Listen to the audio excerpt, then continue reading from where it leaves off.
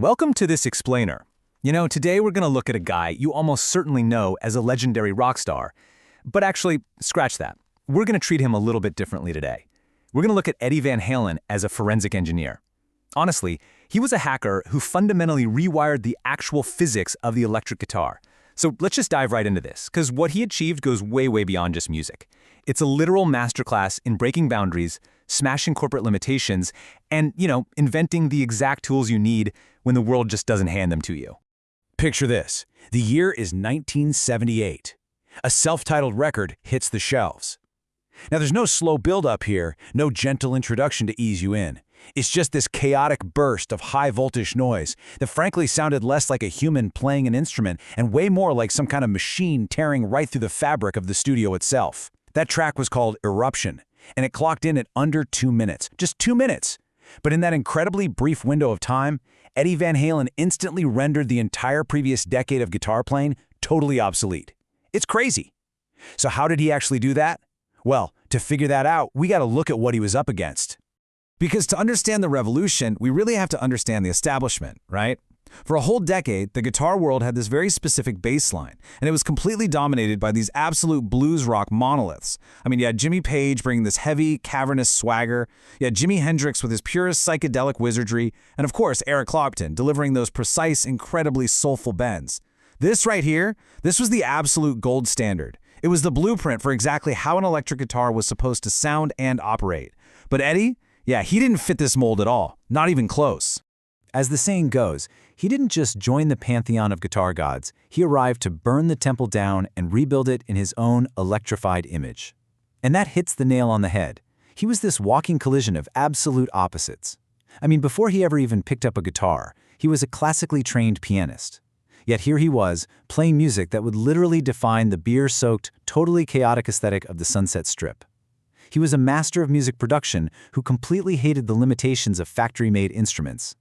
At his core, he was a sound engineer, and the guitar, that was just his tool. Okay, so that brings us to Section 1, engineering the Frankenstrat. Because to truly grasp Eddie's genius, we have to look at the actual hardware first. So by the mid-70s, the music industry was locked into this super rigid corporate dichotomy. On one side of the ring, you had Fender. They were highly prized for being ergonomic and giving players this incredible whammy bar flexibility. On the other side, you had Gibson, known for this massive, high-output, humbucking grit. You essentially had to pick a side between two totally different corporate philosophies.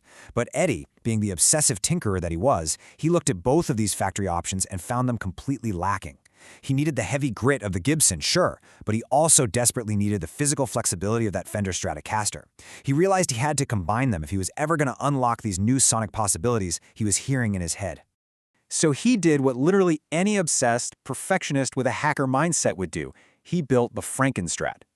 This was a physically hacked electric guitar built by combining a cheap body, a custom neck, and hand-soldered electronics to prioritize three things: efficiency, speed, and raw frequency. While all his contemporaries were out there chasing fancy corporate endorsement deals and just accepting whatever the factories handed them, Eddie was locked in his garage. He was stripping away all the bloat, soldering wires, messing around with voltages, and just trying to squeeze way more harmonic richness out of his amps than the original manufacturers ever intended. And the actual forensic engineering that went into building this machine, it was astonishing.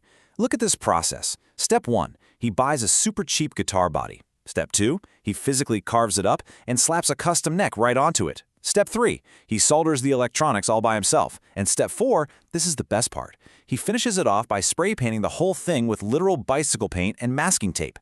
The result? Those iconic diagonal stripes that quickly became the single most recognizable visual brand in rock history. This is the original creator energy, right? Building exactly what you need from scratch when it doesn't exist yet. But hey, hacking the hardware was only half the battle. Let's move on to Section 2, redefining the fretboard. This is where we get into the software side of Eddie's genius. So if the Frankenstrat was the engine, his physical playing technique was the absolute breakthrough in navigation. See, before Eddie, standard playing was very linear. Guitarists moved up and down the neck, pulling, sliding, bending strings, very traditional. But Eddie solved this physical limitation by looking at the fretboard and basically seeing a piano. He adopted a keyboard approach. He started bringing his right hand up onto the fretboard to tap, hammer, and pull off notes. By doing this, he completely dismantled the linear constraints of the instrument. We call this technique two-handed tapping. Now, it's absolutely crucial to understand that this wasn't just some flashy stage showmanship. No way! This was a fundamental upgrade to the instrument's entire navigational vocabulary. Suddenly, Eddie had twice the range. He could literally leap across intervals on the fretboard that were physically impossible for a player who was just using standard, everyday picking techniques. And the root of this incredible innovation, it all goes back to his background as a classical pianist. Like this quote says, his ear for melody, for counterpoint, and for harmonic structure wasn't derived from the blues scale. It was derived from Mozart and Bach. When Eddie played those blistering, arpeggiated runs, he was literally transposing keyboard techniques onto a six-string instrument. He turned it from a standard rhythmic tool into this crazy polyphonic machine that was capable of playing multiple independent melodies all at once. All right, let's shift gears and move to Section 3, bridging rock and pop. Because we need to see the profound cultural application of all this crazy engineering. So, the 1980s music landscape was basically divided into two warring tribes. Over in one corner you had rock music, very purist fans, a totally closed-off counterculture. In the other corner, pop music, driven by commercial fans and top 40 radio. And let me tell you, these two worlds did not mix, at all. The electric guitar was seen by a lot of people as this genre-locked relic of the rock world. But Eddie? He was about to step right in and completely break that seal. The huge turning point here was the Beat It breakthrough. Eddie provided this incredibly aggressive, high-gain solo from Michael Jackson's massive pop hit. And the backstory here is just amazing. He didn't charge a single dime for the performance, not one. He did it purely for the musical challenge. He heard the track, saw the musicality in it, and just went for it. And by infusing top 40 pop radio with a signature rock sound, he totally proved that the electric guitar wasn't some genre-locked relic. He influenced a whole generation of producers to stop viewing the guitar as a rock-only instrument, showing them it could be a texture, a sound that sat perfectly right alongside synthesizers and drum machines. Which brings us to our final section, the modern creator's blueprint. So how does Eddie's 1970s garage tinkering actually apply to us today? Well, Eddie Van Halen stands as an absolute outlier, but also as the ultimate prototype for the modern streaming era. Just think about his legacy today. Every single YouTuber out there deconstructing their gear, every producer building a custom DAW chain, every independent artist obsessing over their craft instead of just their marketing, they are all, whether they know it or not, following Eddie's blueprint. He taught the world that factory settings are really just a suggestion. If the tools provided to you don't do what you need, well, you have the right and honestly the responsibility to go out and build better ones.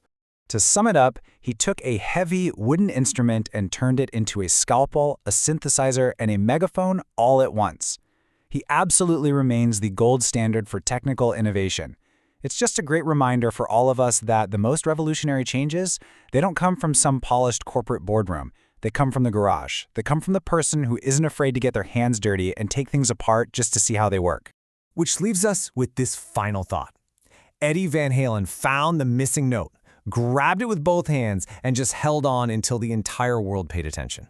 So, if the factory settings are truly just a suggestion, what creative limitations are you accepting right now? It's a pretty provocative thought, isn't it? Well, thank you so much for joining me for this explainer. Until next time, keep tinkering, keep questioning, and definitely keep building.